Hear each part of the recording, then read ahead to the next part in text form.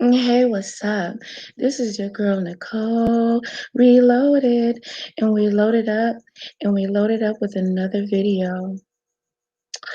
Well, what I'm bringing to you is called Social Media Toxic by Design, Social Media Dilemma, True Toxicity of Social Media by Vaknin. How is social media toxic?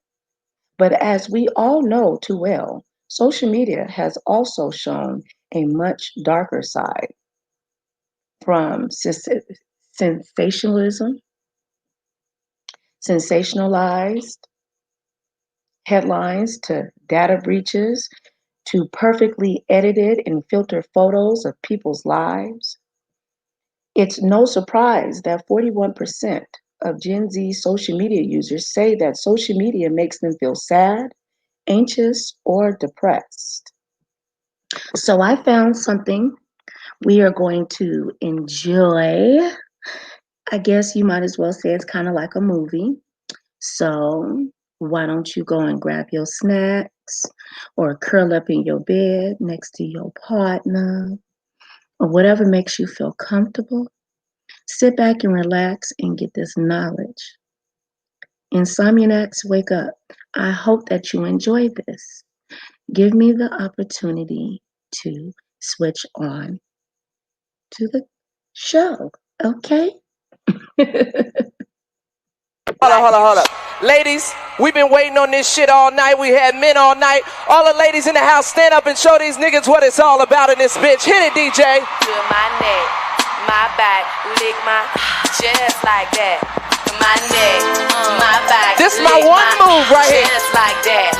My neck, my back, lick my just like that. Yes. Yes, let's get this started. I hope that y'all enjoy it. Okay, I will be down in the comments section. I got some things to do around the house, so I'm going to check the sound, and I hope everything is all good in the hood. Please do your girl a favor and make sure that you like and share and, subscribe. Let me give you a visual.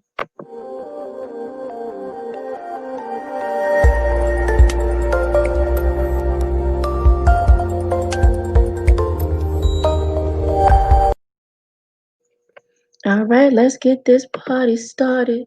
Now, y'all know that I'm like somewhat of a geek, kind of a nerd, like a really, really, like I don't know, I'm kind of smart. No, I'm not smart. I'm just kidding. Look, I like documentaries and stuff like this. Now, this might pinch some people's, nerves and stuff like that, okay? This is not my opinion. This is okay, so just get into it and watch it. I hope that you enjoy it. Okay, so let me press play and let's get into it. So they are teenager. Okay, let's make sure. Hold on, I didn't put it on mute. 15 million followers. So maintain not only prospective who eat bananas, I mean, zero content, and they have 16 million followers. So we see, I mean, that's absolute proof. Here's the problem. Signaling invariably leads, in studies that we had, invariably leads to performance anxiety. In other words, signaling enhances anxiety. Invariably, there is no situation that signaling reduces anxiety or has no connection to anxiety. It always increases anxiety. It increases anxiety, of course, because you have to maintain not only prospective success, but retrospective success. Let me try to explain it in common terms. If your last post had 2,000 likes and your next post has 1,000 likes, you failed. So you are constantly competing against yourself, actually, not only against others and not only against the market, but against yourself. You have to exceed yourself all the time. This creates enormous performance anxiety.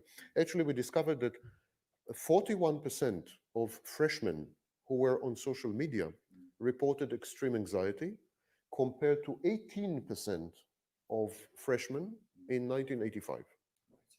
So the number of freshmen who reported extreme anxiety tripled over this period of time, and all of them were on social media, and it was the only component that changed between the two dates.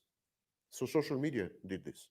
We can safely borrow techniques and methodologies from epidemiology and regard social media as an epidemic. As we study Ebola or similar things, we can study social media. If we do that, we discover some amazing new insights. And one of the most important new insights is what we call in epidemiology self-limitation. All viruses spread very fast and then stop. Why didn't the Black Death killed all the population of Europe?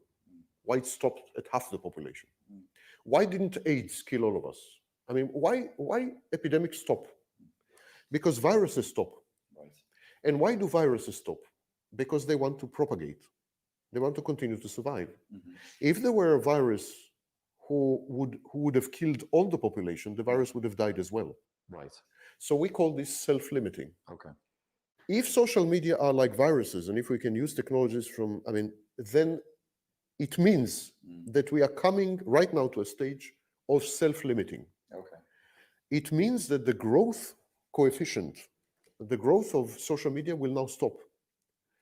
And we will then, the world will then be divided to two groups.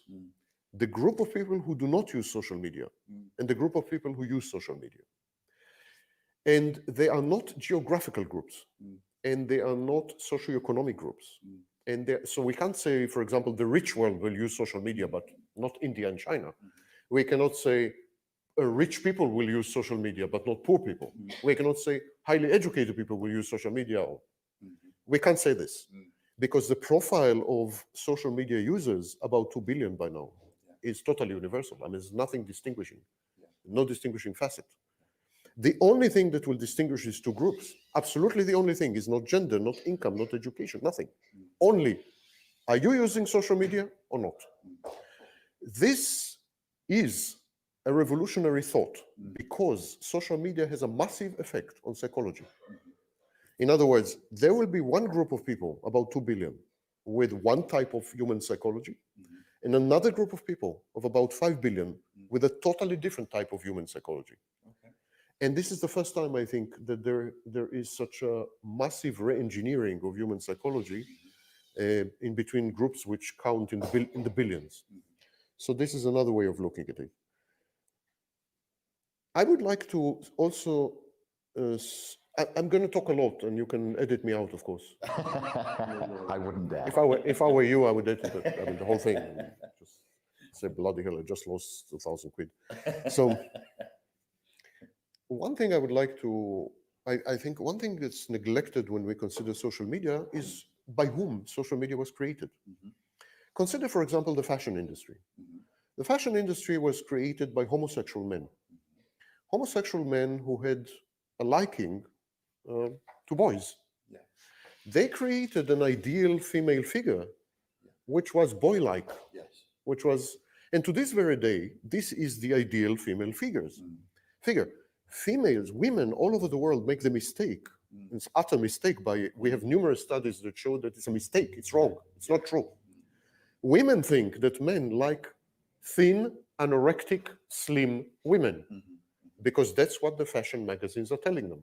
But the fashion magazines are telling them that because most of the founders of the fashion houses and fashion magazines were homosexual men. And they're only interested in how they make the clothes look. They want clothes horses, that's it. They want, yeah, but the ideal female form is actually male, young male, teenage male. So they're like androgenized women. Right. And women adopted this, and they believe this is what men want. But actually, we have numerous studies that show that men prefer fuller women, curvaceous women, women with love handles, and so on. And women refuse to accept these studies. They say it's not true. Men like. Why am I telling you this? Because social media was created by a very well-defined profile.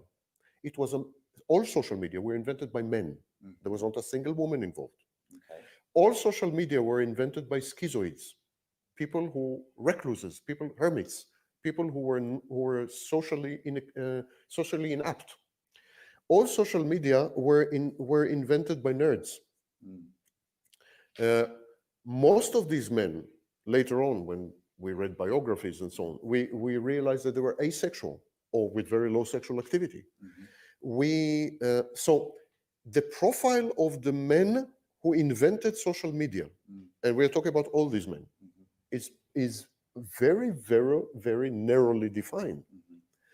They created social media in their own image, of course. Since they were asexual, asocial, schizoid, white men, they created a tool which was geared towards asexual, asocial, schizoid, white men. And then what happened to this tool, to their utter surprise, for example, you can read Zuckerberg's articles and so on, to their utter shock, it took off. And it started to cater to black men and black women and very sexual people and asexual people and social people. It started to cater to population groups which were totally out of sync with the nature and character of the technology. Right. And I think we are witnessing this conflict. The technology is designed for a highly specific psychological profile, and yet it is being used, abused, and misused by other psychological profile, and this creates dissonance. The technology has inbuilt dissonance, and I think we are feeling this dissonance a lot.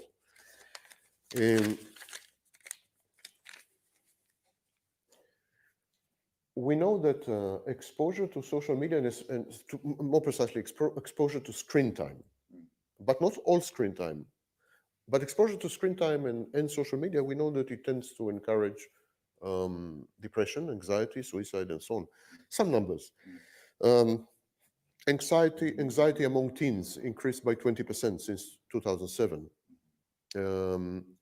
17% of all teens with anxiety are today with severe anxiety, life-threatening anxiety.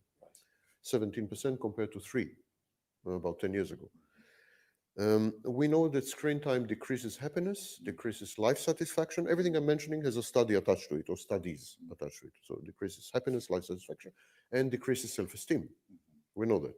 We know that it enhances anxiety and depression. The Royal Society of Public Health published a study in June this year, June 2018, which found out that 63% of all Instagram users are unhappy.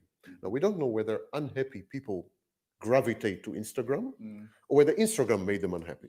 Yeah. But since we have similar statistics for other social media, it would stand to reason that it's the platform that made them unhappy, not the other way. Okay. We know that anxiety and depression among the young, between 15 and 24, increased by 70% over the last 30 years. That's a huge... It's double, simply double. And we know that since 2010, teen suicide climbed by 31%. So teen suicide is rampant. And today, it is the first time in human history that the leading cause of death among teens up to the age of 24 is suicide. Not any disease or not even accidents. It used to be accidents. Today, it's suicide. That's a leading cause of death. And this is intimately connected to social media. So it raises the question, why is that? Well, I mentioned before that social media is a conditioning tool, not an addictive tool, but a conditioning tool, and that it uses relative positioning. But what are the emotions that are attached to relative positioning? Well, the first one is envy, of course. So social media are constructed around envy, pathological envy. They are purveyors of pathological envy and amplifiers of pathological envy. And they quantify via various ranking algorithms, they quantify envy with likes, with retweets, so they quantify envy, and then they leverage envy to motivate you. In other words, they use envy to cause you to adopt some course of action. So they weaponize envy. But not only envy, but I think even more so aggression. Of course, pathological envy is a form of aggression. People confuse jealousy with envy. And here's the difference. Jealousy is when I look at you and I say, I want to be Richard Grennan. So I will study hard, I will buy the right glasses, and so on. I will develop muscles. So it will motivate me to positive action. Jealousy is constructive. It motivates me to act, but in a positive way, to emulate you. Pathological envy means that I regard you as a source of frustration, that I can't be like you. So I would seek to destroy you, or to make you me. For instance, by forcing you to wear white shirts, which you will never do. So pathological envy is a form of aggression. And when we look at social media, we see that all social media encourage aggression via their algorithms and via the way they foster interactions. So they encourage, for example, peer aggression. They encourage bullying, they encourage mobbing, gang stalking, they encourage black humor, they encourage brutal honesty, and so on and so forth. You could say, what do you mean encourage? It's an empty space. I mean, you can put, in this empty space, you can put brutal honesty, or you can put compassion. It's not like they are forcing you, it's your choice how to abuse this empty blank space. Well, of course it's not true. It's not true because these platforms have been designed to condition, or as the founders and constructors of this platform now are attesting, they were conditioned to become addictive. But it's wrong. It's not addiction. Never mind. We know what they're trying to say. These platforms encourage repeat use, repeat compulsive use. And now we know from psychology that only these kind of emotions, aggression, envy, hatred, only these kind of emotions encourage repeated use. And repeat. So there is no way that they have designed these platforms without being aware that they must leverage these emotions to create addiction. You're saying that in order to guarantee that there would be eyeballs on the screen for longer and more eyeballs on the screen, they've deliberately fostered negative emotions in that space. Yes. Anger. There was no other way. Envy. Yes. Resentment. Yes. And they cannot come out and say you're wrong. We similarly encourage love, because all psychological studies show that love does not motivate, it does not create or motivate repeat usage, repeat action, does not foster addiction. No. We have forms of love which are addictive, but then we're talking stalking, erotomaniac stalking, infatuation. Yes. These are pathological states. So pathologies. These platforms were designed with pathology in mind. It's not what I am saying. Some of the founders of Facebook and the main engineer of Facebook in the first few years have now gone public and admitted that they have built addiction into the platform. And how do you do that? The only way to build addiction into the platform is to foster, engender, and enhance exactly these emotions. Right. There is no other way. Yes. You can't encourage voluntarism or love and expect repeat usage. Simply, there's no studies that support this. So it's no wonder that these platforms ended up being platforms for hate speech, for fake news, for bullying, cyberbullying. No wonder at all. They were built for this. Yes. They were absolutely built for this.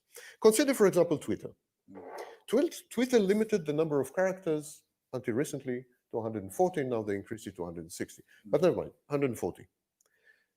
What we know is that aggressive speech acts are much shorter.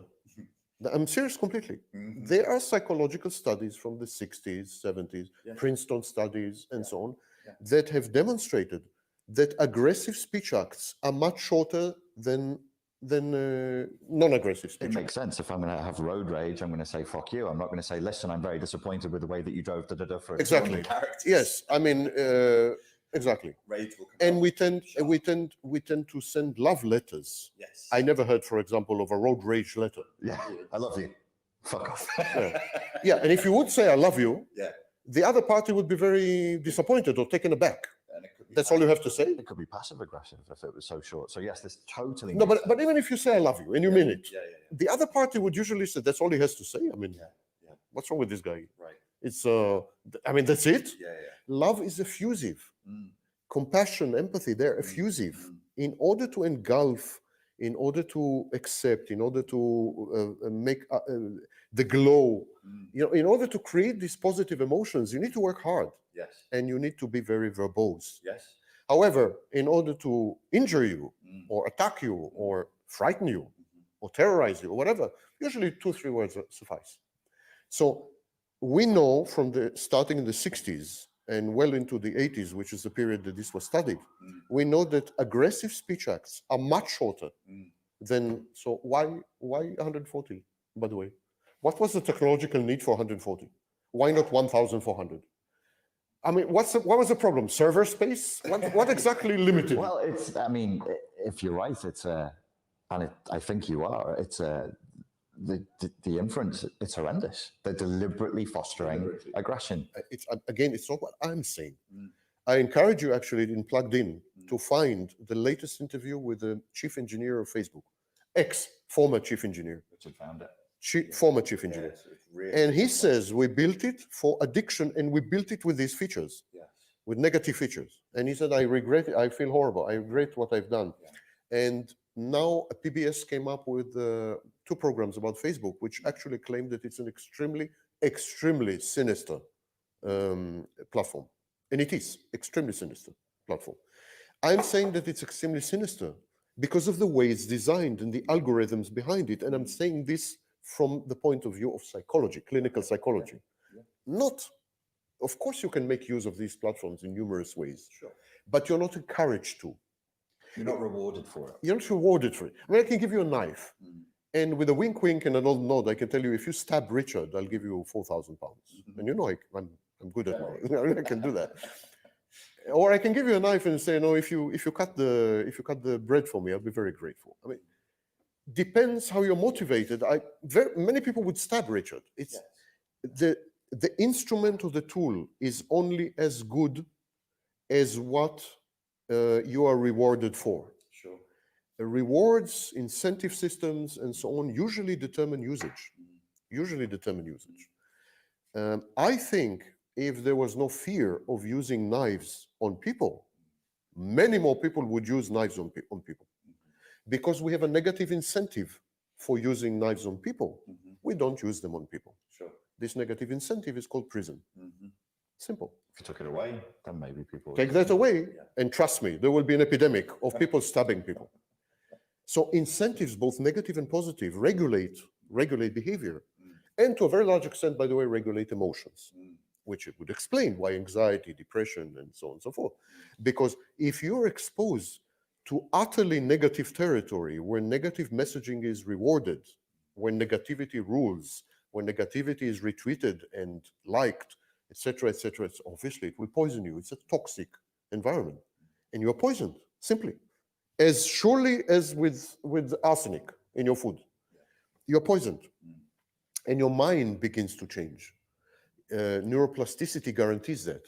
Your mind begins to change. First of all, you begin to defend against this toxicity. And one way to defend is to withdraw. So many people withdraw. I believe social media is the most asocial invention of ever. It encouraged more asocial behavior than anything before or after, in my view. Social media created an unprecedented wave of withdrawal and atomization. That's a reaction to negativity and so on. And on the other hand, those who have aggressive tendencies and so on would find social media an ideal turf. So they gravitate towards social media and, of course, enhance the toxicity. It's a self-perpetuating feedback loop. A filter, a negative filter, which amplifies and attracts and connects like-minded, aggressive, dangerous, lethal, crazy people. This amplification is known as network effect. Of course, all these platforms, social media, were designed as networks. Now you can say, wait a minute, what this guy is saying? I mean, that's a very trite statement. Of course it's a network. Social media network. Why? We have numerous ways of organizing social interactions. Why did social media choose networks? Why didn't they choose hierarchy? Why didn't they choose curated conversations with editors, moderators? Before social media came online, we had other ways of interacting online in the cyber world, which had nothing to do with networks. No, forums were huge, weren't they? Forums, for example. I had a forum with 250,000 members. I had a forum for 10 years, 5 years. It had 250,000 members, and it had moderators. We had 30 or 40 moderators. So it was what we call curated conversation. Everyone could say anything. It was super active. Everyone was happy and satisfied. It spawned numerous other forums. It said, what was wrong with this model? In other words, our natural assumption or instinctive assumption, we were brainwashed. We were brainwashed by social media to believe that the only way to run social media is with a network model. Right. It's not true. Yeah. This model was selected on purpose because it's the only model that has what we call network effects. Now, network effects leads back to epidemiology. Network effects are an epidemic. Simply epidemic. Infection, intellectual and emotional and psychological infection of people by other people. Exactly as you would spread the Black Death or Ebola, you spread your social media. Okay. Social media could have selected, as I said, hierarchical model, curated model, and any of 20 or 30 existing models for online interaction, yet they chose none of them. They chose the only model, which is self-propagating, self-replicating, invades your DNA, your psychological DNA, alters your brain via neuroplasticity, conditions you, and later gets you addicted. The only model that does this is network, because of network effects. So this created shared psychosis, in many cases, mass hysteria in many cases, cults, including death cults, including teenage death cults, and it created new types of role models, such as school shooters. So network effects theoretically can be leveraged for good. Example would be Wikipedia. Can be leveraged. But even Wikipedia, for example, started as a network and gave up on the model. Why did it give up on the model? Because it became a cesspool of aggression, misinformation, slander, libel. So at some point, you were an editor for Wikipedia from the early days. I was one of the 100 founders. You were the founders. We were 100 people who founded Wikipedia. It was called Nupedia at the time. Nupedia, and then Jimmy Wales threw away all of us and took over and made it Wikipedia. And Jimmy Wales Wikipedia, when it started, was Nupedia, and it was curated. Right. Each one of us had an editor. I wrote the entry for Nazism. I had an editor who was a professor of psychology, and so on. It was curated. We still created content, but Jimmy Wales came and said, no, I'm converting Wikipedia to a social network. And Wikipedia became Facebook. Anyone could edit, anyone could interact with anyone. I mean, there was no end. It was spreading, network effects, and so on.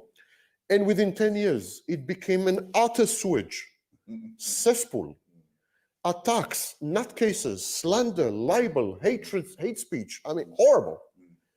I had a public altercation with Jimmy Wales on numerous magazines all over the world, Brazil, Russia, you name it. And finally, I don't know if it's owing to me, I suspect not only because of me, but I was the only one who sued him in court, by the way.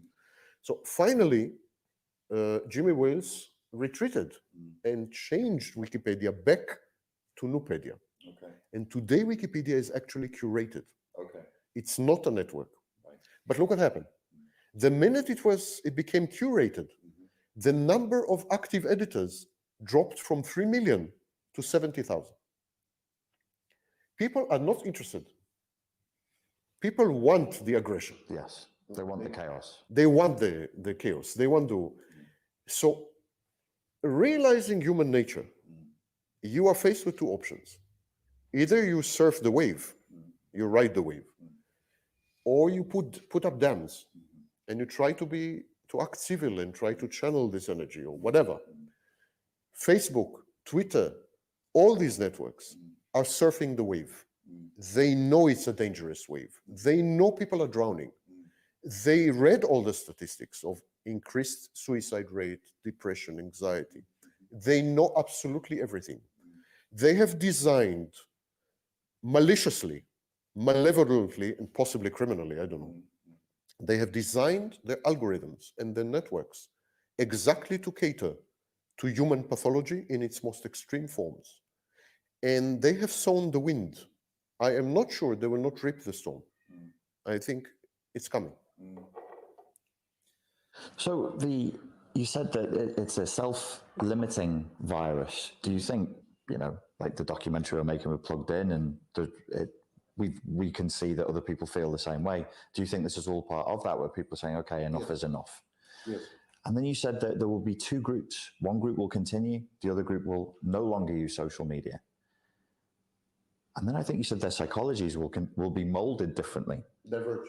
So you think there will actually be the social media users of, if they keep going for another 10 or 15 years, they'll be more pathologized or? Yes. Yeah, okay. I think it's the first time in human history, that's why I said it's a revolutionary statement. It's the first time in human history we have created a technology that succeeded to pathologize 2 billion people. Right. These 2 billion people, most of them, not all of them, it's too late to save them. They are conditioned and addicted. And maybe 1 billion of them, or 1.5 billion of them, 1.2 billion, I have no way to predict, but some portion of them will remain on social media forever. And their pathologies will increase, and they will become sicker, more anxious, more depressed, more suicidal, more in need of therapy, more, less functional, etc., more atomized, more schizoid, more everything. And this group of people will be like an island. They would live on social media. It's like these famous multiplayer games, they would live in social media. It become their world. Yeah. They will swap the delusional fantasy world of social media for reality, and they will lose the reality test, which is the definition of psychosis in psychology. But this will be one group, and the rest of humanity. There has never been a case in human history of a group that big going sick, mentally sick. Never been a case, maybe with the exception of Nazi Germany, maybe. But there's never been such a case. So we don't know, and I cannot predict what it would mean. So to be clear, I think what I'm hearing you say is that people have quite literally been driven crazy, dangerously crazy by the social media usage, and that it was designed to do that, to addict them to the social media. It was designed to condition them and to some extent addict. It's more conditioning, but it's designed to condition them. Once they got conditioned, they reacted like any conditioned or addict. They developed depression and anxiety. Yeah.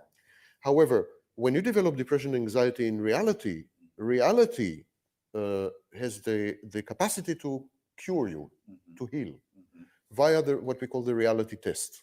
Reality keeps sending you messages that intrude on your depression and anxiety. So, for example, a beautiful girl smiles at you. You are promoted at work. Something happens. Gradually, and this is how we overcome grief. Grief, for example. Time heals everything.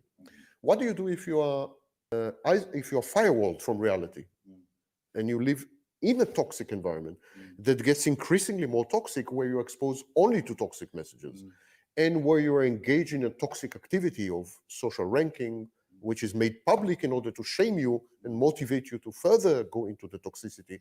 It's a self-perpetuating loop. You have no countervailing influences. And so it becomes what we would define as psychotic disorder. It's a psychotic world. It's a bubble. So it's the first time it's happening in human history. I have no way to predict what would such 1 billion people do, because they're spread everywhere. And they are men and women, and they are of all age groups, and they are all socioeconomic strata, and all education levels. It's not, they're not limited. They are more or less like seeds. And in this sense, they're an epidemic. When there's AIDS, you have AIDS in San Francisco, you have AIDS in Paris, you have AIDS in Africa, you have AIDS in China. It's in this sense, I'm comparing it to a virus. It's a group of sick people who were exposed to a virus known as social media. And now they have sickness. Every virus is self-limiting. This documentary is a manifestation of self-limitation. But we have other phenomena which are even more impressive than this documentary. For example, the fact that about 20% of all social media users pull out of social media, disconnect, close their accounts or inactive accounts, and even get rid of their smartphones. That's more extreme, but there are people who are doing this. Get rid of smartphones. There is a new phenomena of retreats where you cannot go with your digital devices. Oh, that's great. There's a new phenomena of jammers, so that when you enter cinema or ballet or opera or whatever, your smartphone is disabled automatically. So there are many signs of revolt and rebellion against the status quo. And that's why I'm not saying that all 2 billion users of social media will be pathologized to the end, but 1 billion probably will. That's a gigantic number. It's what we call in physics phase transition. It's such a big number that it must have a universal, all-pervasive, extensive effect on the totality of humanity. What this effect will be is anyone's guess. So even the pathology is not well understood. We don't really understand what is the pathology. There's a new diagnosis in the Diagnostic and Statistical Manual, edition 5, 2013. There's a new diagnosis, internet addiction. Okay. It's new. But I don't think it captures nothing. It doesn't capture sociological aspects, cultural aspects, I mean, none of this. How, for example, will we, the healthy people, how are we going to accommodate these people? What I, as someone as a therapist, how would you, if someone comes and says, listen, I'm very depressed because I'm all the time on social media. What tools do I have to cope with that? What if a group of these people sue for disability benefits? Maybe, yeah. I can't disengage from social media. I'm on social media 10 hours a day. I try, I can't. I mean, it opens all kinds of very interesting questions, political, economic, legislative, therapeutic. I mean, this is a group of sick people. As we had to cope with the outcomes of AIDS and the outcomes of the influenza of 1918, I mean, as we have to cope with previous epidemics, we will have to cope with this. And the difference is that the social media epidemic is much more reminiscent of zombie movies than it is of anything else. Because if you have Black Death, you die. If you have influenza in 1918, you also die. If you have AIDS, until a certain point you died, and after that you lived. So these are situations we are familiar with. But social media addicts are much more like zombies. Their psychology is altered to the point that some of us would have difficulty relating to them, even via empathy. Right. We would have difficulty relating. It reminds me that there are groups of people who live inside multiplayer games. Yes. They absolutely live there. Yes. Yeah. These games have money of their own. You can buy all kinds of merchandise and goods and so on and so forth. And so when you talk to these people, and I did, when you talk to these people, they try very much to pretend that they're in reality, but they're not. They're absolutely not. They live much more there, inside the computer than outside the computer. So how would we relate to these people? We don't even have the common background. You know. Is that possibly a way of explaining the difficulty that people are having now relating to each other? Because they've lost the ability to relate outside of... I think that, as I said before, I think that social media is the most asocial or even antisocial invention ever. It atomized, pulverized, rendered the social fabric completely. By now, completely, because it started with 6 million users, but now we're talking 2 billion. The effect is global and total. So by now, I think the effects of social media have been disastrous. For example, teens prefer to interact with other teens exclusively via social media. The number of face-to-face interactions among teens dropped by 70%, 70, not 7, 70, in the last 10 years. The amount of dating teenagers dropped by 63%. The amount of sexual encounters, blowjobs, you name it, dropped by 50%. In other words, teenagers have moved exclusively to social media. They no longer interact with each other, except via social media. There are numerous documented observations and cases of teenagers communicating via social media, sitting next to each other. Oh, yes. Yeah. Sitting next to each other. Yeah. We have documented observations and studies of teenagers on, for example, trips, sitting next to each other, but communicating via social media and not talking to each other. So something from a sci-fi dystopian movie, isn't it? People just sit there twitching and flicking their thumbs to... Yes, of course, this is effect on sex. Yes. And in due time, reproduction, family formation. Indeed, family formation dropped to an all-time low. Less than 1/3 of people under the age of 24 consider having a family. more than 1/3 of people under the age of 24 are homosexuals and so on. Nothing against homosexuals. Let it be utterly clear. It's a sexual preference that I respect and I have no problem with whatsoever. I'm not homophobic in any way, shape, or form. But homosexuality reflects a basic disconnect because we know that the historical figures for homosexuality, we know that they were within a certain range. And it is inconceivable that a sexual orientation or a sexual preference will triple within less than 6 years. What do you think has caused that? And it's particularly amongst the young, isn't it? Where Yes, the under rates of age 24. homosexuality and social media, you think, is caused? Yes, I think one of the reasons is social media. It's much more comfortable to interact with your own gender if you are not face to face. Social media enhances like-minded, what we call bubbles, enhances like-minded people. So, for example, politics. Social media, you will gravitate in social media to people who think like you, agree with you. You will read only news stories that agree with you. You will never read anything that disagrees with you, And challenges it feeds you that. The social media feeds back that which it knows you're going to look at. Right? So this is called bubble. So there is also a gender bubble. It's much easier for you to interact with same gender. So same gender, same income, same education, same political views, same sports preferences. So if you're a fan of this club, you will gravitate towards, and so. So people are literally fucking themselves. So, yes, sir. Or an archetype of Yes. archetype. So as I said in previous interviews that we homosexuality is autoerotic. Right. Absolutely autoerotic. It's a form of masturbation, in effect. So, of course, it has psychosexual dimensions. It has emotional dimensions. It's as rich and as profound as any relationship between two genders, two opposite genders. No one is taking this away. But there is something in homosexuality that does not exist in heterosexuality. It's the fact that you're making love to your own gender. In other words, a pronounced autoerotic element. And this is exactly what social media does. It closes you down, it fragmented society into identical groups. And I call this phenomena identicalness. We'll talk about it when we talk about malignant egalitarianism. Identicalness is the tendency to propagate, to collaborate, and to interact only with people who are very, very, very, very, very much like you. And of course, the epitome of this is the selfie. Yeah.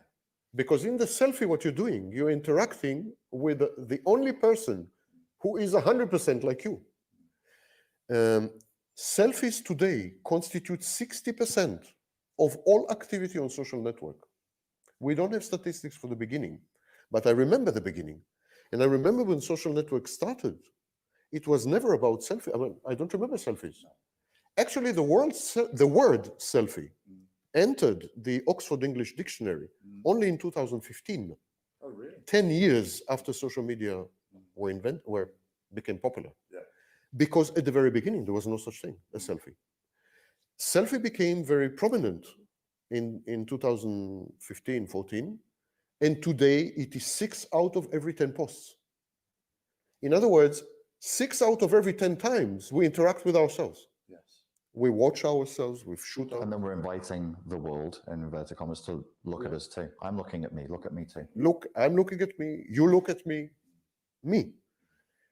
And so I would put it like this, as far as autoeroticism, not as far as depth of emotions, not as far as depth of interaction, but as far as autoeroticism, there's heterosexuality, which is very different. It's not autoerotic. It's different.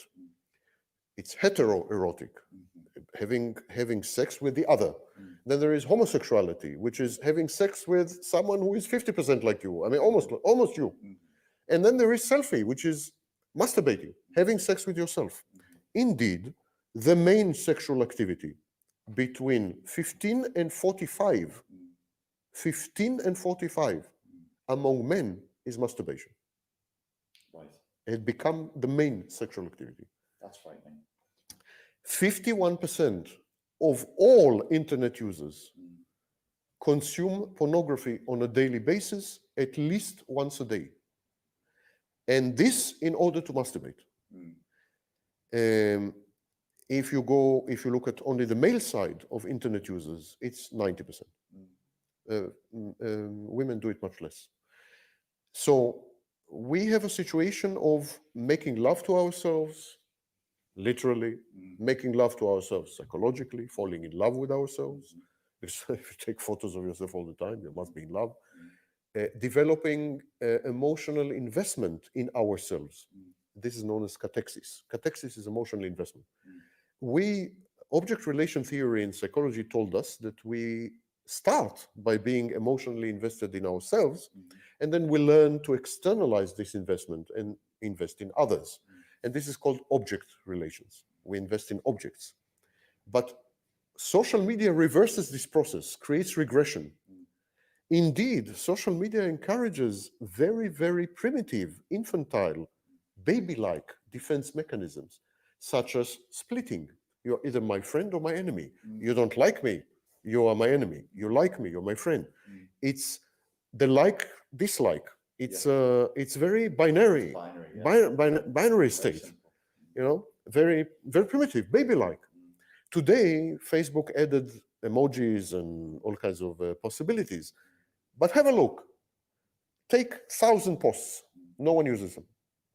No one uses them. Vast majority are still like, dislike.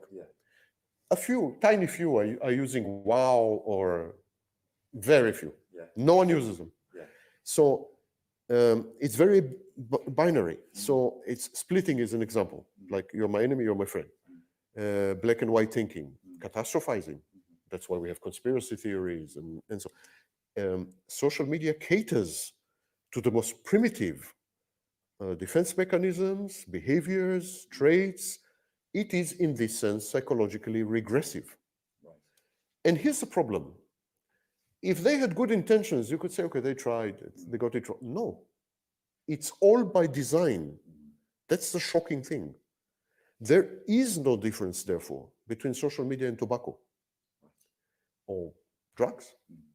In effect, I can see a world where social media will be banned. I will not be shocked at all.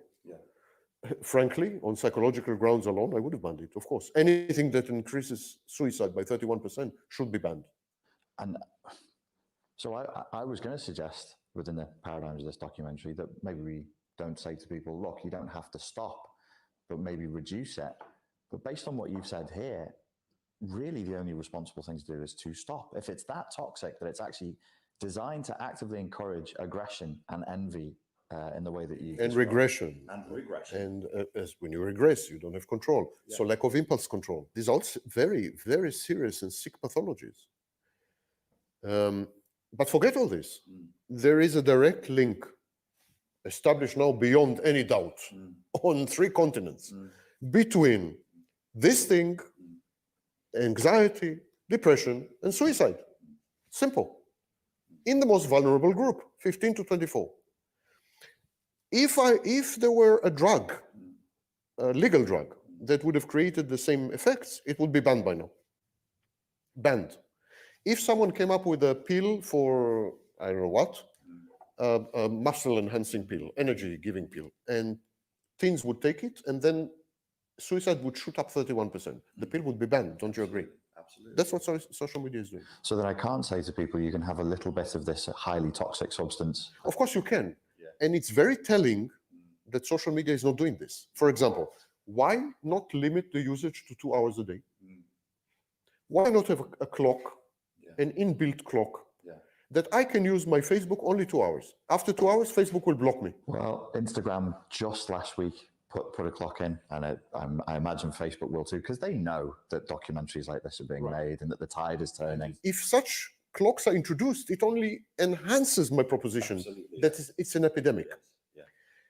But that's not the real question. The real question, why wasn't it done 10 years ago? Why wasn't it built that way?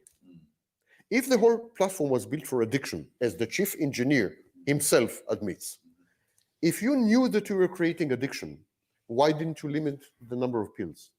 Why didn't you limit the usage?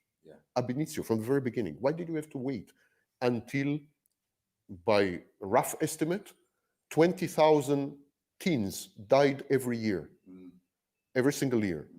Why did you have to wait for this to happen before you introduced a watch? I was being pulled up in front of the Senate committee, and I think even in Britain they're trying to get him in front of some people here to question him as well. Yes, because tobacco. It's exactly the same strategies of tobacco. Tobacco companies knew it's addictive. They introduced ingredients that made it addictive. Their advertising made it addictive. I mean, it was all about addiction. It's exactly the tobacco situation. And tobacco is addiction, not conditioning. Social media is conditioning. I can't emphasize how critical this distinction is. Addiction can be overcome. There are well-known techniques to counter addiction and reverse it, and so on and so forth. Conditioning is much more difficult. Much more difficult. Conditioning, undoing conditioning is more like the type of work that we do when we're dealing with trauma victims, isn't it? Yes, trauma victims have some conditioned affect and behaviors. But no, we're talking much deeper conditioning.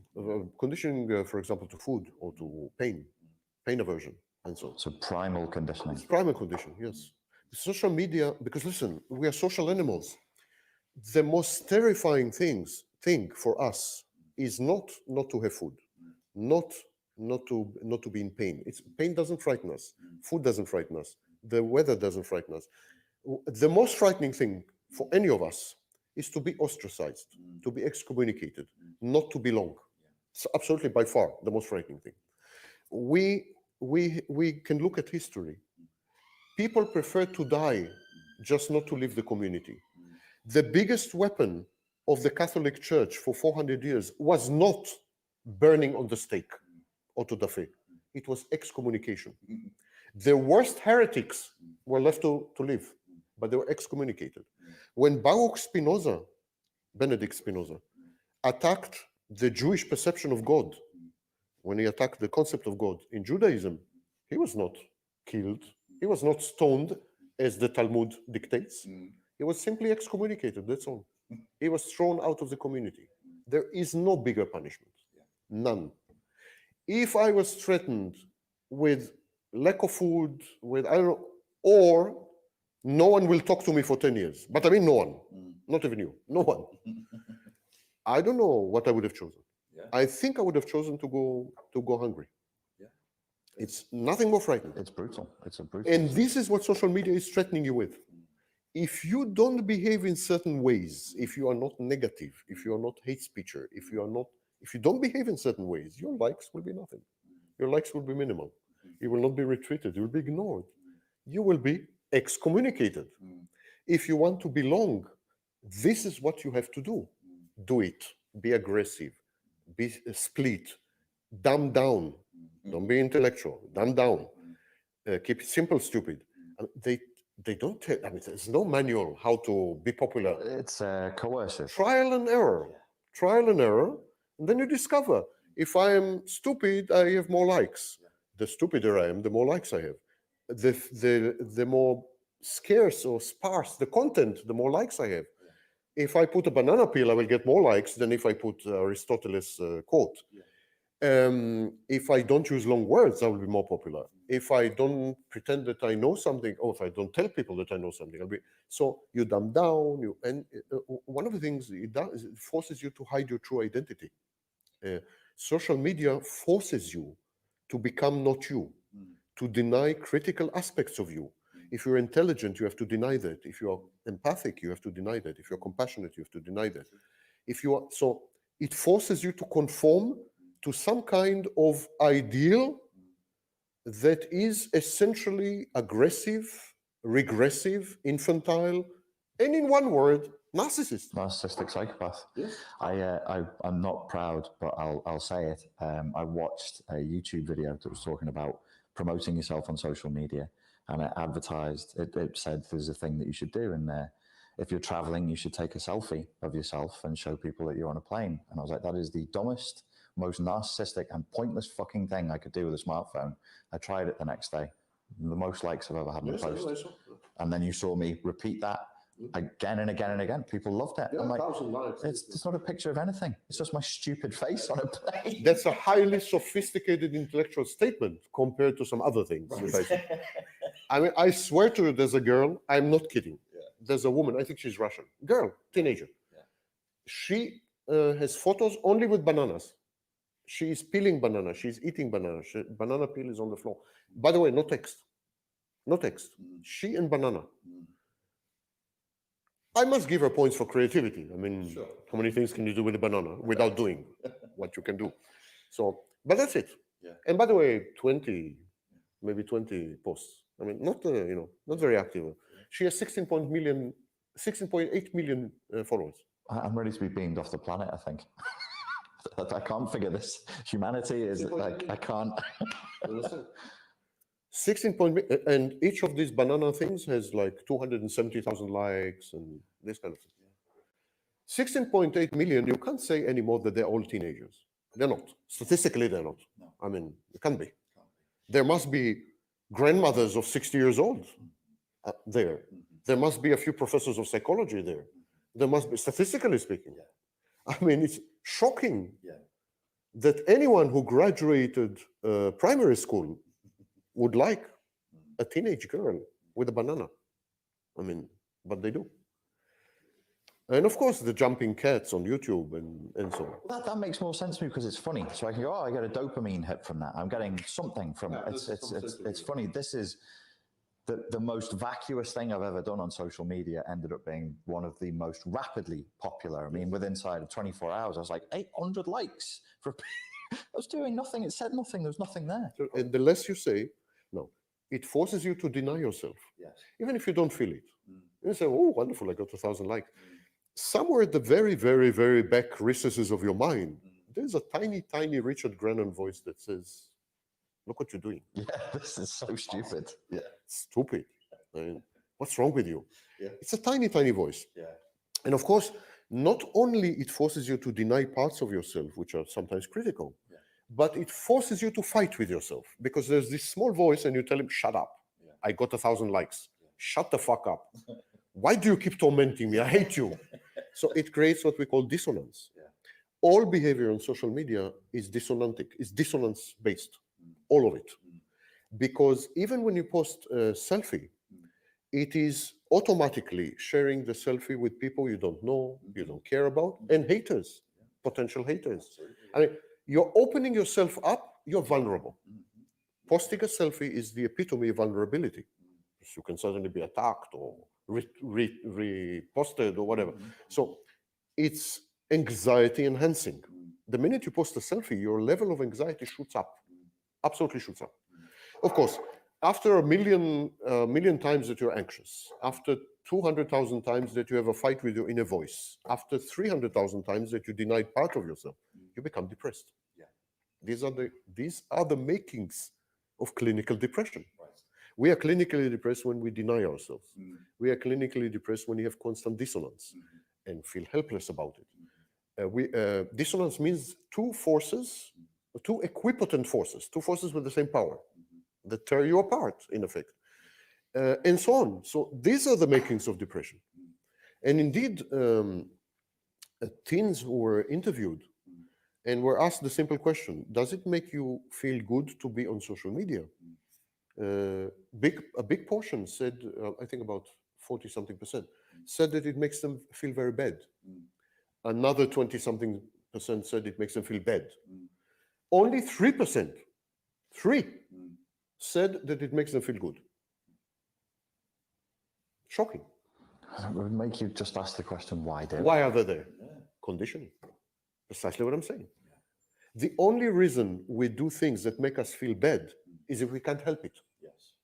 And the only things we cannot help are addictions and conditioning. I maintain that social media is conditioning, not addictive. Of course, every conditioning looks like addiction because these are compulsive behaviors that you cannot control and so on. So they look the same, but they're not the same. They're not the same at all. For example,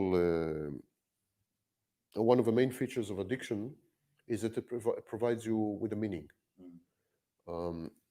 Take the drug addict. A drug addict has to get up in the morning, find money, steal from his mother, find money, and then called the pusher. If you look at it from outside, it's a bit like business. Yeah. You have to get up, you have to manage a business. There's a mission. And the product has a mission, has a purpose, has a goal. It's goal-oriented. At the end of the day, he has a product. He consumes the product. It gives him a high. So it provides meaning. We call it exoskeleton. It provides a meaningful exoskeleton. Conditioning, no. Conditioning doesn't provide meaning. Conditioning is totally automated. Like, I want food, I press lever. I don't want pain, I don't press the lever. It's like the lever is my meaning and I'm goal-oriented. It's utterly automated, robotic.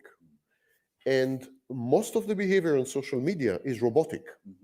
It doesn't give meaning. It doesn't endow you with meaning. It's utterly robotic in the sense that it's one-on-one. You push results, and again you push. And the result creates the next push. So if I put a selfie and I get 100 likes, I will try to put another selfie so that I get 1,000 likes. And this is conditioning. Yeah. It's one of the differences. Addiction is a much more complex phenomenon than conditioning. Social media is simple. There's no complexity there. Actually, there's a hatred of complexity. That's why 140 characters. There's a hatred of complexity. It's anti-complex. And so this is one of the telltale signs. The simpler the activity or the platform, or the more it is geared towards conditioning than towards addiction. Okay. Anyhow, a few perceptions. Where I was pointing towards is the age issue, and I mean literally the age of the person who's using the social media and when they were born, the age in which they were born. If you were born post 1990, I guess by the time you are coming into your sense of self more socially, which would be adolescent years, wouldn't it, after the age of 12, this is when social media probably will have the most sway over your perception of yourself and the world. Do you think that if you were born into using internet, that you're more susceptible and more vulnerable to the ill effects of it? I think there are three. Assuming the internet has an all-pervasive influence, as I've just claimed, I think there should be three groups. One is people who were exposed to the internet in their late 20s, 30s, 40s, etc., and that would include dinosaurs like me. Then people who were exposed to the internet during adolescence, and digital natives who were exposed to the internet during the formative years. Which were born with a tablet and exposed to the internet. I think the first group still uses social. First group, I mean the oldies, still use the social media as a form of communication, essentially. Reconnecting with old flames and old pals and so on and so forth, creating social network in the full sense of the word. Communicating as they would have done on a telephone or earlier via mail, post office. So they would see social media as a natural extension of the telegraph and the telephone and the post office and so on. And therefore, I think they would miss out on all the pernicious effects of social media, because they would limit their communication to the swapping of information, the expression of very basic emotions, and the coordination of meetings, essentially. And the second group would be, so they would be extremely reluctant to use social media for any truly intimate communication, conversation. They are more face-to-face, more. The second group are people who've been exposed to social media during their adolescence. And they would tend to use social media for social positioning, for competition, for connecting, but for highly specific purposes. So, for example, connecting romantic, using it as a romantic aid, or using it in order to exchange information about preferences in music, preferences in movies, and so on and so forth. Again, the communication will be superficial, it would be emotionless in many ways. And so even this group, I would say, is pretty safe because they have had exposure during the formative years to alternative methods and ways of communicating. Digital natives are doomed. They're doomed because social media pervades all types of communication as early as 6 years old. I have seen 6 years old communicating on social media. I've definitely seen 9 years old and 10 years old and so on. The thing with social media is that the gratification is instantaneous. Response times are very fast.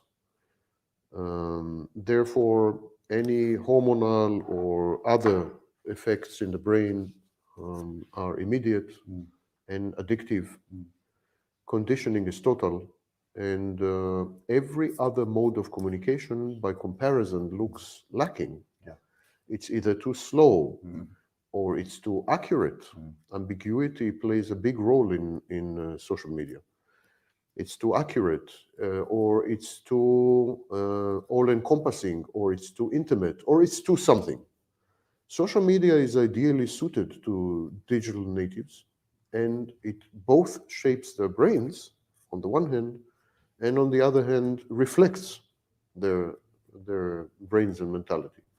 They grow up in a world where attention span is very truncated, where the emphasis is on communicating unbridled, sharp emotions, clear, very primitive, very infantile, where all the defense mechanisms are activated in every interaction, where aggression and similar negative emotions are freely expressed and used as social means of social control or peer control, to be more precise. So this is their world. Social media is well suited to it. They have no alternatives. They never experienced anything else. Their face-to-face interactions are very limited, if at all. Families have disintegrated, don't forget. We are talking about generations which also, concurrent with the experience of social media, lost all other social experience. People who are 40, 50, 60 years old have experienced the family. People who are 20, 30 years old, people who are 40, 50 years old experience the extended family. So the nuclear family, grandfathers, grandmothers, and uncles, and so on. People who are 20, 30 years old experienced only the nuclear family. And people who are 15 to 25 years old experience no family whatsoever, statistically speaking. 40% of them grew with single mothers, and about 70 to 80% of them come from divorced families. So the lack of all other social interactions and all other social dimensions makes it impossible for them to compare, to develop critical thinking about what they're experiencing, to realize the limitations and problems of social media, and so on and so forth. Social media is the only social world they know. They have no family, they have nothing else to compare it with, and also because they are not intermeshed, because they are not embedded in other types of social interactions and social units, there's also no control. There's no control over the usage of social media. This movement of controlling the usage of social media is very new. It's about 2 years old. Only now we're beginning to talk about limiting access to tablets and smartphones, smartphone-free hours, tailoring the use of social media to age groups, etc., etc. But even this control is rudimentary and utterly ineffective. There's no way to control the use of cyberspace. And you can find children as young as 9-year-old or 10-year-old who are self-mutilating online, who are joining suicide cults, death cults, who are exposed to extreme violent pornography, and so on and so forth. The world, therefore, I think there's a problem with the question. There is no world and social media. Social media is the world for digital natives. There is no other world outside it. There is no reality outside it. Okay. They live inside social media. This is their, and this reminds me of the question you asked me about simulation. Mm-hmm. These are simulated people. They live inside the simulation. They are in the matrix already. You said they're simulated people. They themselves are experiencing themselves as simulations. You know, They don't experience. They experience themselves as real people who are leading real lives, but Right. they don't. Yeah. They are living in a matrix. Yeah. Social media is their reality. Mm. Bits and bytes are the instead of atoms, come instead of atoms. Mm. Their families are peers. It's they and these peers are not real. They never see them or rarely see them face to face. They interact with digital renditions of other people, of objects, of places, of events, of Yes. these are all digital, and in this sense, they are denizens of the matrix. Absolutely. They live inside a simulation. So the gulf between someone who is 35 years old and someone who is 15 years old is not a quantitative gulf. The one who is 35 years old uses social media 2.6 hours a day, and the one who is 15 uses social media 6 hours a day, which, by the way, these are the statistics. It's not a quantitative gulf, it's a qualitative gulf. The one who is 35 or 25 comes from reality and uses social media as he would use or she would use any other tool, a knife, a camera. The one who is 15 lives inside social media. Yes. To the one who is 15 years old or 10 years old or even 20 years old, up to 24 actually, according to studies by Twench. Right. Up to the age of 24, these people live inside social media. They perceive reality to be unreal. Right. They perceive social media to be real and reality to be unreal. Because everything they see mediated via a screen. If they see starving children in Yemen, these are bits and bytes and digits on a flickering screen. These are never, these starving children in Yemen are as real to them as their peers across the street, as their classmates. Yeah. In other words, as unreal to them. Yes. The reality has vanished with this generation. Now, this is an open question. Ancients like me, old people, would say that this is an unmitigated catastrophe because, they can't function in reality. They would elect someone like Donald Trump to the presidency because reality TV and reality are the same. And so they would make decisions which are not grounded in reality or badly grounded in reality, and so they would have bad outcomes and disasters and so. So someone like me would feel that this is horrible. Someone who is a bit younger or a lot younger may say, so what? Reality is becoming simulation. We are becoming the matrix. Yeah. What's wrong with that? Actually, in the interview we had last time, you asked me about simulation. I said, well, if I'm plugged into the matrix and I'm allowed to control how the program operates, in other words, to express my wishes and preferences and priorities, and the program abides by them, obeys me. Why should we say it's not real? Yeah.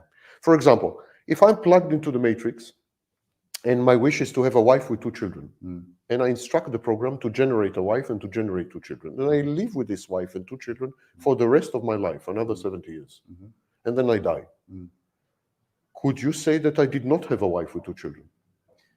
I think that you wouldn't be able to say that there's a difference, so there's no way I can tell you that there's a difference. They're not made of atoms, I agree. So what?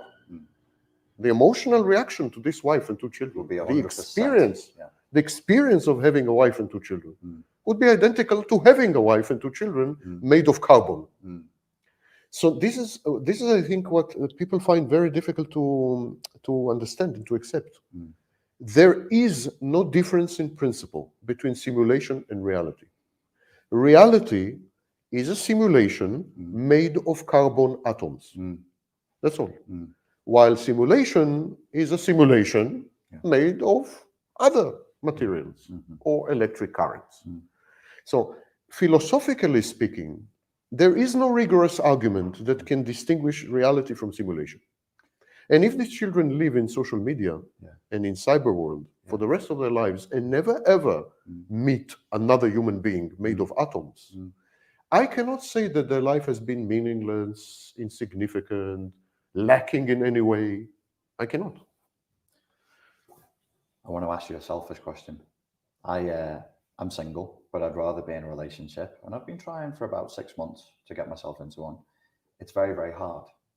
And there's a lot of difficulties that I've associated with it. And I want to just pull up 2 things. You said that social media encourages ambiguity. It encourages a lack of intimacy. Could you tell me why that is? And do you think that that would bleed out into the real world? Because these are the things I'm struggling with. People's communication is extremely ambiguous, and there's a terror of intimacy. Just the intimacy of meeting face to face creates this relationship destroying terror. Like, you will be fine until you want to meet in flesh and blood. Now that's a problem, because you've only ever met my false self. So why does social media need to be ambiguous and non-intimate? The only antonym of ambiguity is intimacy. The only way to disambiguate anything is to get to know it. Right. And the only way humans get to know each other is via intimacy. Okay. So when we become more and more intimate with another person, that person becomes less and less ambiguous to us. Right. Every initial contact is always ambiguous. Mm-hmm. And every relationship always ends in certainty. It could be very bad certainty. Sure. He's not the guy for me. He's not the girl for me. It's not the girl for me. But it's always certainty. Absolutely, yeah. The thing is that social media is structured to prevent certainty and to deter intimacy. And the reason it is structured that way is because intimacy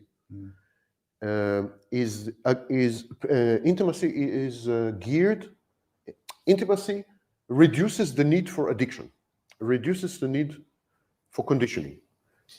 Intimacy is, in a way, the biggest addiction. When you are in an intimate relationship, it usually consumes most of our emotional resources, cognitive resources, and so on. There's simply no time for other addictions. Or to put it very bluntly, intimacy competes with Facebook. Yes. You're either intimate or you're on Facebook. So intimacy, and of course intimacy has social aspects. It's a social activity. It's an interpersonal activity, but it's a social activity. Because you are never only intimate with one person. The minute you're intimate with one person, you're also automatically intimate with her friends, with her family, with her background, with her even city. We never are intimate with one person. We're always intimate with networks centered around one person. In a way, intimacy is a mini social network with extreme addictive power, which of course renders the likes of Twitter, Facebook, and everything else. Twitter and Facebook purvey and rely on loneliness. They need atomized, schizoid, separated, hermits, recluses, nerds, socially inapt, socially unable to bind and to bond and to be intimate. They need this kind of population. It's the only kind of population that becomes conditioned and addicted to social media usage in lieu of real contact and real relationships. We know that manufacturers of products introduce into their products 2 elements. We know that. First of all, they try to make the products indispensable. Here we have iPhone 7. Why? iPhone 3 works perfectly.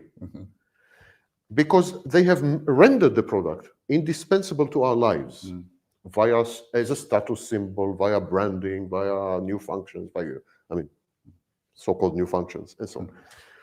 So all manufacturers try to render their products indispensable and built into the products obsolescence.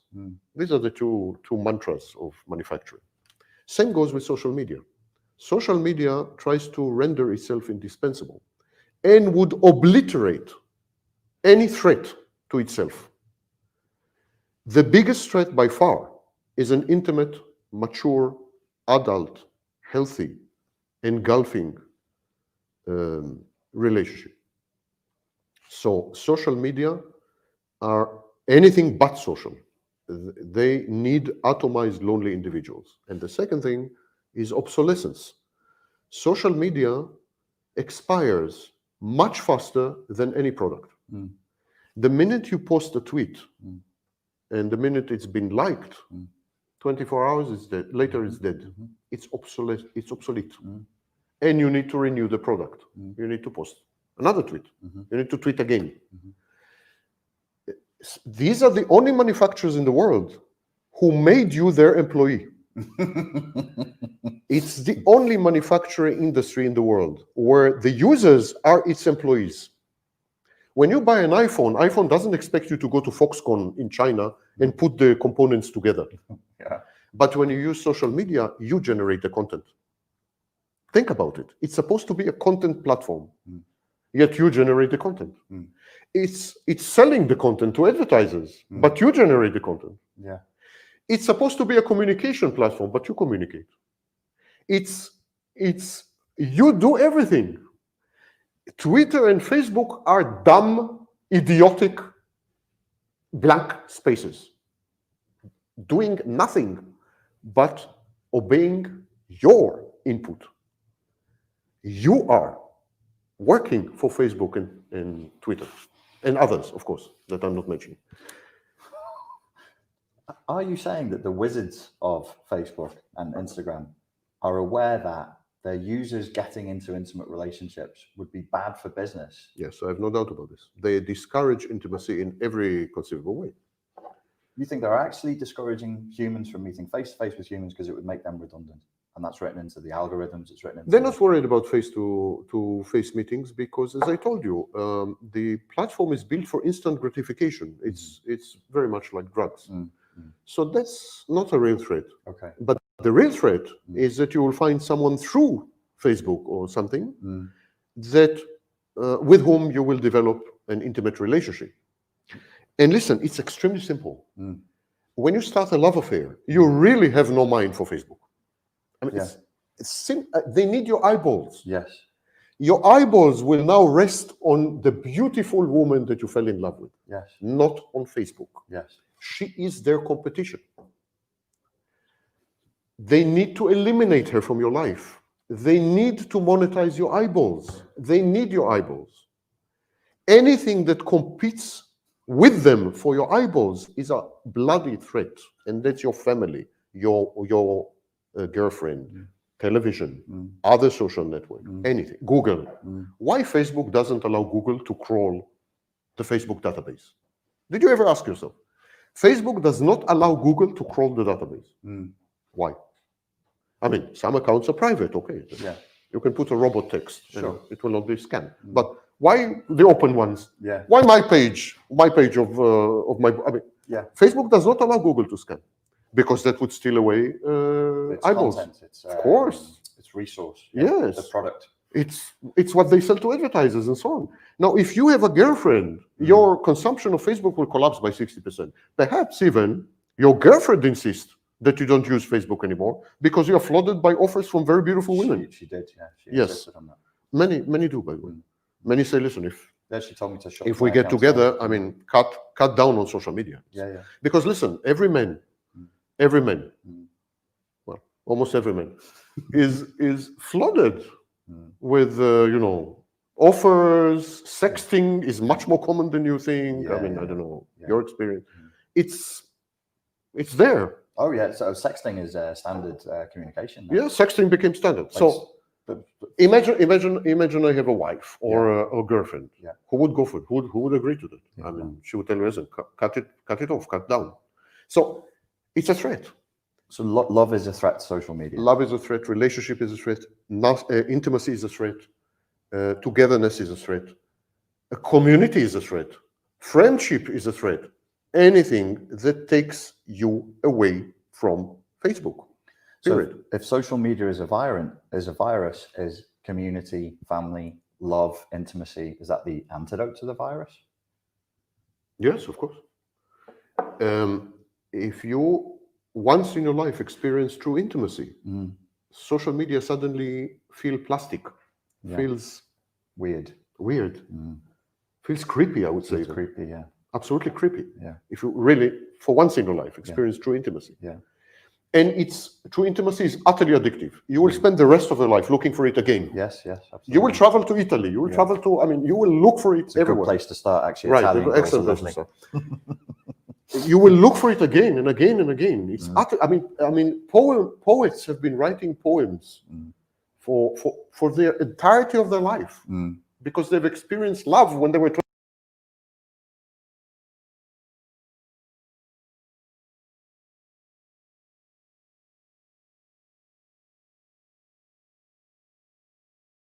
21, real cases.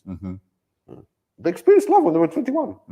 And when they were 70, they were still writing poems about love. What is love? How is love? It's love, we know, by the way, physiologically speaking, love is addictive. Yeah. Absolutely addictive process. Yeah. Why would you not assume that one addiction fights another? Sure. For limited, scarce resources, your eyeballs, your time, your money. But social media, so love is the almost the antithesis of not the antithesis. It would be the antidote to the virus of social media. Competitor. Is the competitor. Competitor, simple. So if I'm trying to generate intimacy with people whose brains are conditioned by social media, I am doomed to fail. Absolutely, yes. Because they will be ambiguous, counter-dependent, shy of intimacy. No, they will be conditioned against intimacy. No, it's not a question that they are incapable of intimacy. They regard intimacy negatively, as a threat. They regard intimacy as a threat because one thing that most people neglect to mention is that most interactions on social media are painful. Social media creates fake intimacy. But even that, because it's very minimal, but even that is usually accompanied by some dose of pain. In other words, you put your selfie up. It's a kind of intimacy. I mean, very minimal, tiny, but still it's intimacy. Of 10 comments, 3 will tell you how ugly you are. And I'm being generous. Yeah. 3 will tell you how ugly you are. Never mind if you're not, I mean, never mind if you are superstar. Yeah, it doesn't matter. 3 will tell you how ugly you are, just to pain you, to hurt you. It's sadistic. So people are conditioned to expect and experience pain from even tiny minimal exposure. Now imagine intimacy. You expect intimacy from these people. Yeah. Are you kidding me? So you're saying they're conditioned to find micro intimacy very painful, so they assume major that macro intimacy is 1,000 times more painful. Torture. 1,000 times. There is also, as I was talking, that's conditioning, by the way, not addiction. That's conditioning. It's an example of conditioning. The other thing I'm thinking is, of course, if I've met them through social media and I've seen them with their filters and the photoshopping and everything else, the last thing they want is for me to meet because intimacy, as you said, was the lack of ambiguity. It's getting to know someone. Then I will see you as you are, not as you have been projecting yourself.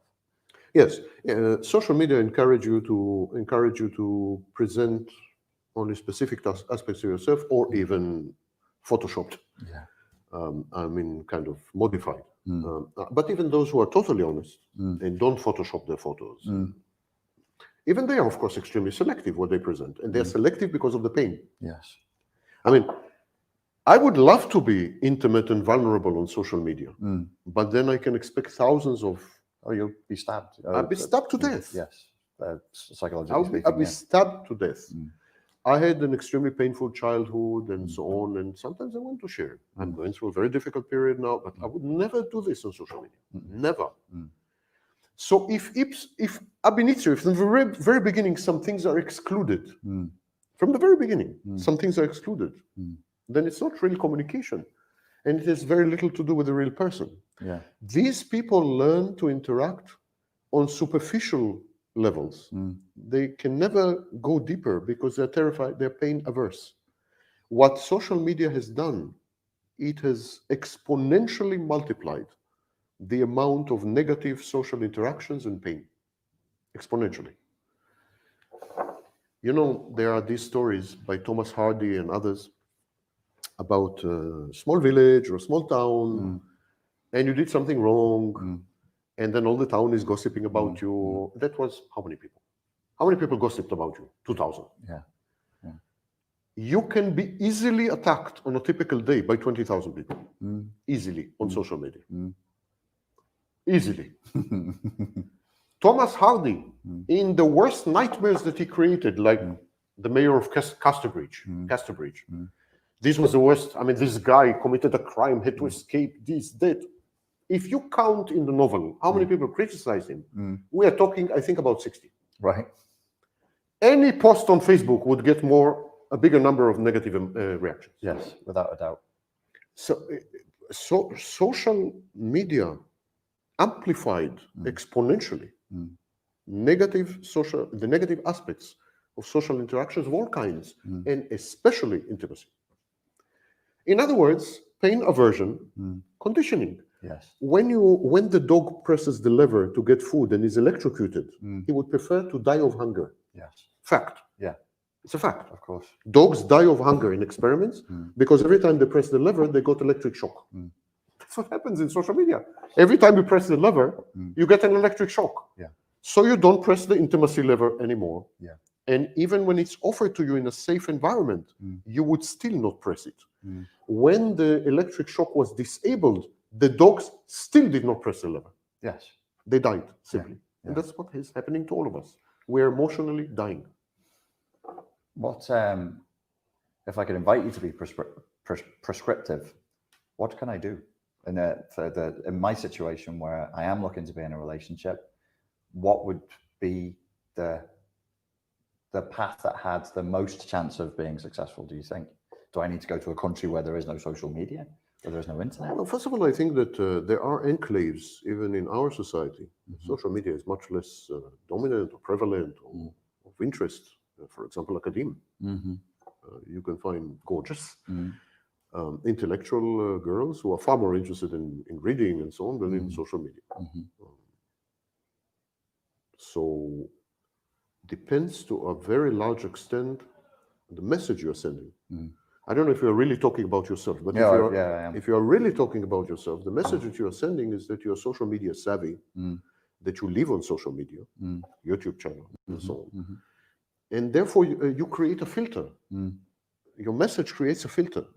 And so the women who would approach you are women who are into YouTube, into social media, into celebrities, into gurus, into perhaps either dispensing with this filter or creating a different filter, a parallel life. Yeah. Creating a parallel life. Okay. Where you have a totally different filter. Yeah. Would then get you the right woman. Okay. The right girl. Okay. I'm lucky to have this. Because I have a parallel life. Yeah. I have a life on the internet, much longer than yours, actually. I have a life on the internet. It's been going on for 25 years. And this attracts this kind of women and so on. And I utterly ignore them. And but I do have a parallel life. I have written physical books and published them physically. I have been around before the internet. I work in academia, etc., etc. So I absolutely have. So we are forced by social media to develop multiple personality. If we want the old-fashioned way of loving, being intimate, catering to our deep emotional needs, and so on, we are absolutely forced to divorce social media. Right. And to do that, you need either to divorce, shut down the devices, or if you can't do that by exigency, then you need to create a parallel life. And you need to simply have two personalities, two parallel trajectories. And then I think it's not too difficult to find, because there are enclaves, seriously big enclaves of women who volunteer, women who work in academia, women who are into theater, there are absolutely enclaves that are not into social media. But of course, as you are now, you attract only such women. Yes, no, you're right. I just got love advice from Sam Vaknin, and it was good. Good luck. Historical moment. Good luck. Yeah. If you broadcast this, I'll sue you. Sam helped me. No, I didn't. You stop that I right didn't. now. I didn't. This is all CIA slander, I propaganda. never said these things. I was talking about the revolution in Egypt.